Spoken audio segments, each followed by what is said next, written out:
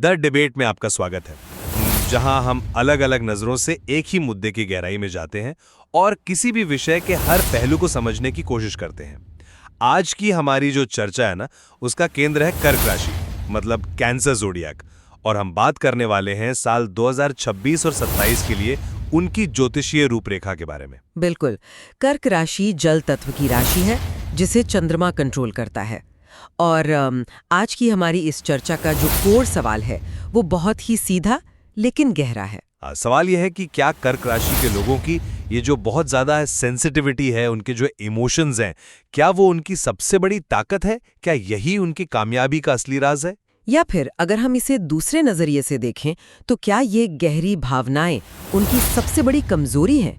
मतलब एक ऐसी कमजोरी जिसे बैलेंस करने के लिए उन्हें लगातार लाल किताब के सख्त टोटकों, अनुशासन और शालीग्राम शाला जैसी जगहों पर होने वाली बड़ी शांति पूजाओं की जरूरत पड़ती है। सही कहा। और हमारी आज की ये पूरी बहस जिन सोर्सेज पर आधारित है उनमें शामिल है शालीग्राम शाला का शांति पूजा विधान, 2026 का वार्षिक राशिफल, लाल किताब के खास उपाय और कर्क राशि में आने वाले 3 नक्षत्रों का एक डीप एनालिसिस। अगर मैं अपनी पोजीशन शुरू में ही क्लियर कर दूं तो मेरा साफ मानना है कि ये जो ओवर सेंसिटिविटी है ये दरअसल एक बहुत बड़ा साइकोलॉजिकल बैरियर है। देखिए, मैं इस बात से असहमत हूं। मेरा मानना है कि कर्क राशि की ये जो नेचुरल सेंसिटिविटी और मून एनर्जी है, वही उनके शानदार लीडरशिप और 2026 में मिलने वाली बड़ी सफलताओं का असली पावर हाउस है। मैं आपके इस लॉजिक की रिस्पेक्ट करती हूँ, लेकिन मैं इसे बिल्कुल अलग एंगल से देखती हूँ। स्रोत सामग्री को अगर हम ध्यान से पढ़ें तो 2026 में उनकी सफलता कोई ऑटोमेटिक चीज नहीं है। तो आपके हिसाब से क्या है? क्यों कह रही हैं? जब हम किसी को बहुत ज्यादा इमोशनल देखते हैं तो हमें लगता है कि वो कमजोर है, लेकिन जरा इस एंगल से सोचिए, कर्क राशि का बॉस खुद चंद्रमा है। हाँ, चंद्रमा इमेजिनेशन देता है, मैं मानती हूँ। बिल्कुल, चंद्रमा हमारे सबकॉन्शियस माइंड का और दूसरों की तकलीफ समझने वाली एम्पैथी का प्रतीक है। यही वजह है कि कर्क राशि वालों का इंट्यूशन या सिक्स्थ सेंस इतना शार्प होता है कि वो चीजों को होने से पहले ही भांप लेते हैं। इंट्यूशन होना अच्छी बात है, लेकिन यही चंद्रमा उन्हें बहुत ज्यादा मूडी और शक्की भी बनाता है। मुझे अपनी बात पूरी कर लेने दीजिए। अगर हम 2026 की बात करें तो ये साल उनके लिए किस्मत के दरवाजे खोलने वाला साल है। जुपिटर यानी गुरु ग्रह का मूवमेंट बहुत शानदार है। लिटी के घर में आता है तो आपका सेल्फ कॉन्फिडेंस एक अलग ही लेवल पर चला जाता है। MS धोनी या कैटरीना कैफ को ही देख लीजिए। ये लोग साबित करते हैं कि इमोशनल इंटेलिजेंस एक टूल है, कमजोरी नहीं। देखिए, धोनी और कैटरीना के एग्जाम्पल्स बहुत अच्छे हैं, लेकिन हमें इस पूरी पिक्चर का दूसरा साइड भी देखना होगा। आपने देखा होगा, कर्क राशि वाले वो लोग होते हैं जो अगर किसी पुरानी बात को पकड़ लें तो हफ्तों तक उसी में उलझे रहते हैं। वो अपने ही बुने हुए मानसिक तनाव के चक्रव्यूह से बाहर नहीं निकल पाते। मैं ये नहीं कह रहा कि वो स्ट्रेस नहीं लेते। और जहां तक 2026 में सफलता की बात है, आप इसे ऐसे पेश कर रहे हैं जैसे सब कुछ प्लेट में सचकन मिल रहा है। ऐसा बिल्कुल नहीं है। शनि उनके 9वें घर में बैठा है, जो भाग्य का घर है। शनि कोई सेंटा क्लॉज तो है नहीं, वो एक सख्त हेडमास्टर है। तो मेहनत करना तो अच्छी बात है ना, इसमें कमजोरी कहाँ है? पेच यहाँ है कि सिर्फ शनि ही नहीं है, 8वें घर में राहु और दूसरे घर में केतु का गोचर है। अगर हम इसे सिंपल साइकोलॉजी में समझें तो 2nd हाउस हमारी बोली और सेविंग्स का है और 8th हाउस अचानक आने वाली प्रॉब्लम्स का। इसका मतलब है कि उनके अपने परिवार में विवाद हो सकते हैं, उनकी जबान फिसल सकती है। लेकिन जुपिटर का सपोर्ट इन सब चीजों को बैलेंस कर देगा ना। अगर उनकी एनर्जी इतनी ही बैलेंस्ड होती तो शालीग्राम शाला जैसी संस्था को स्पेशली उनके लिए कर्क राशि शांति पूजा का इतना बड़ा विधान क्यों तैयार करना पड़ता?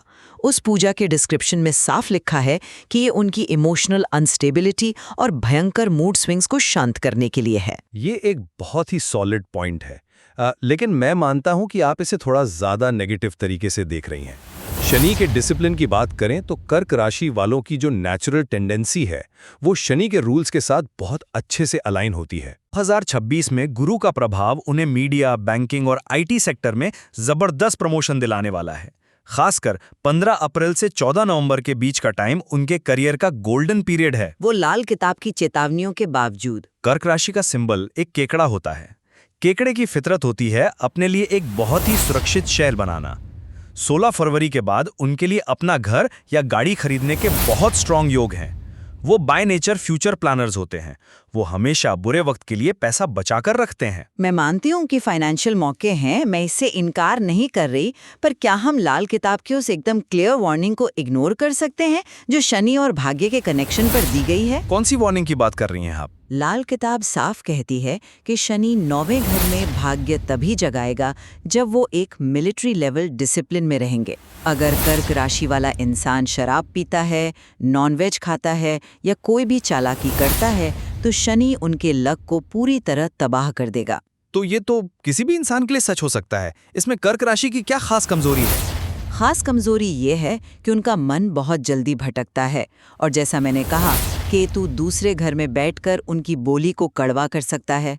अष्टम भाव का राहु उन्हें अचानक होने वाले नुकसान की तरफ धकेलता है। उन्हें 24 घंटे अलर्ट रहना पड़ता है।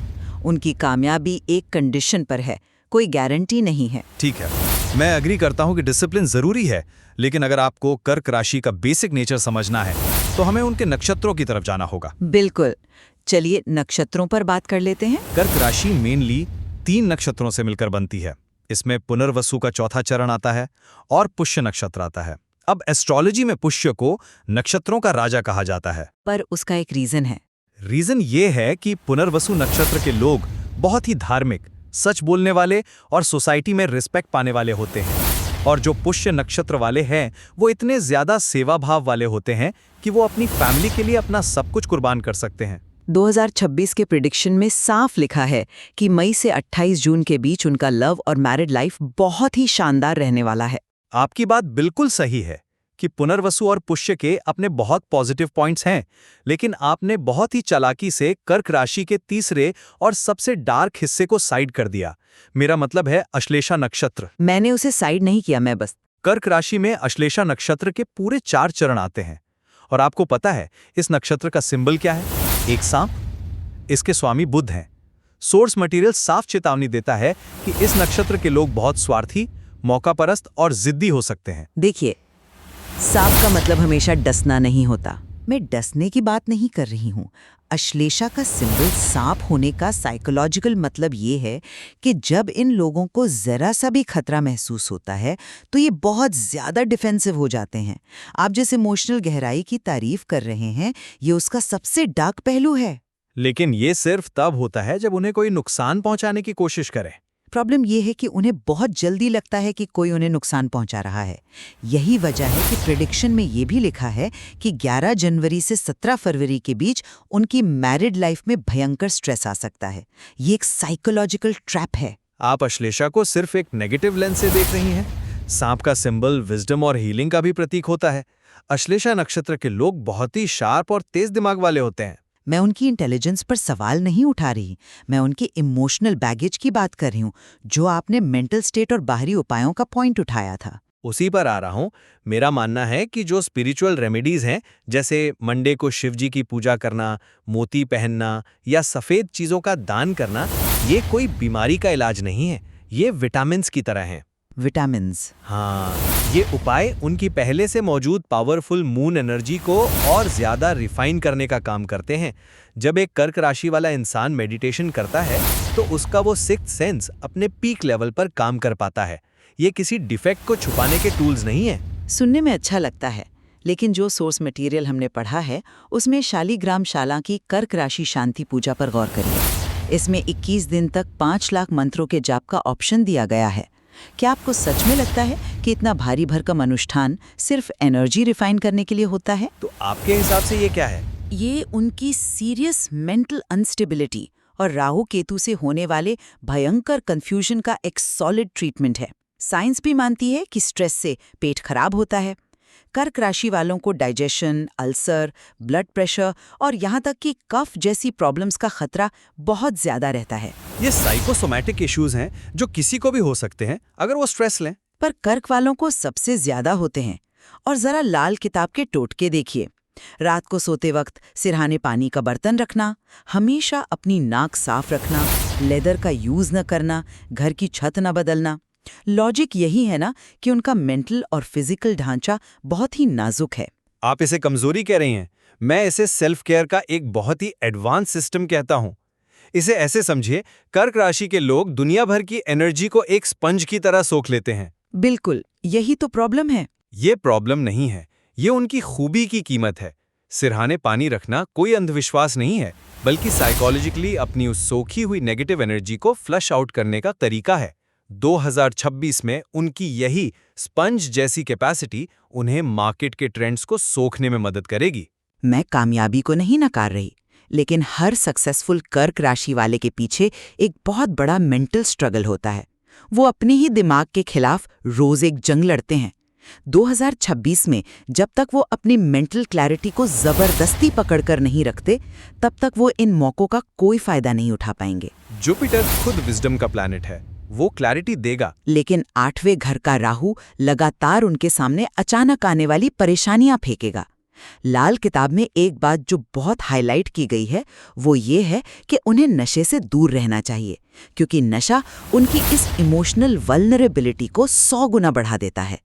उनकी सेंसिटिविटी एक दो-धारी तलवार है। मैं आपकी इस बात से पूरी तरह डिसएग्री नहीं करूंगा कि उनकी सेंसिटिविटी एक दोधारी तलवार हो सकती है, लेकिन जब हम पूरी पिक्चर देखते हैं तो कर्क राशि की ये जो अल्टीमेट कैपेसिटी है, दूसरों का दर्द समझना और अपनी फैमिली के लिए एक सेफ जोन बनाना, यही चीजें उन्हें बाकियों से अलग और स्पेशल बनाती हैं। पर उस सेफ जोन को बनाने में वो खुद को कितनी बार तोड़ते हैं, ये भी एक सवाल है। 2026 उनके लिए एक ऐसा साल है जहां वो अपनी इसी इनबिल्ट पावर का इस्तेमाल करेंगे। गुरु का आशीर्वाद और शनि का डिसिप्लिन मिलकर उनकी लाइफ में एक जबरदस्त स्टेबिलिटी लाएंगे। चलिए इस चर्चा को समअप करते हैं। आज हमने कर्क राशि के माइंडसेट और 2026 के उनके फ्यूचर का बहुत ही डीप एनालिसिस किया है। बिल्कुल, एक तरफ मेरा ये सॉलिड बिलीव है कि कर्क राशि की इमेजिनेशन, उनका फैमिली से वो गहरा जुड़ाव और उनका वो कमाल का इंट्यूशन ही वो मेन पावर्स हैं जो 2026 में उनके लिए बड़े दरवाजे खोलने वाले हैं। और दूसरी तरफ हमारी इस बातचीत से ये भी साफ हो जाता है कि यही गहरी भावनाएं उन्हें लगातार मेंटल स्ट्रेस और हेल्थ इश्यूज की तरफ धकेल सकती हैं। शनि की डिमांड्स, राहु केतु के झटके और लाल किताब के रूल्स ये साबित करते हैं कि उनके इमोशंस एक डेलिकेट पॉइंट हैं। दोनों ही अप्रोच में अपनी अपनी सच्चाई है। क्या हद से ज्यादा इमोशनल होना किसी को नेचुरली एक पावरफुल लीडर बनाता है, या फिर ये एक ऐसा जाल है जिससे बचने के लिए लगातार डिसिप्लिन का सहारा लेना पड़ता है? 2026 के इस बड़े साल में कर्क राशि के ये दोनों ही चेहरे हमें दिखाई देने वाले हैं। अब इनमें से कौन सा नजरिया ज्यादा सही है, ये हम हमारे लिसनर्स की समझ पर छोड़ते हैं। एकदम सही। हम चाहेंगे कि हमारे लिसनर्स खुद भी सोर्स मटेरियल को पढ़ें और कर्क राशि की इस डीप दुनिया को एक्सप्लोर करें। हमारे साथ आज के इस दिलचस्प चर्चा में जुड़ने के लिए आपका बहुत बहुत धन्यवाद।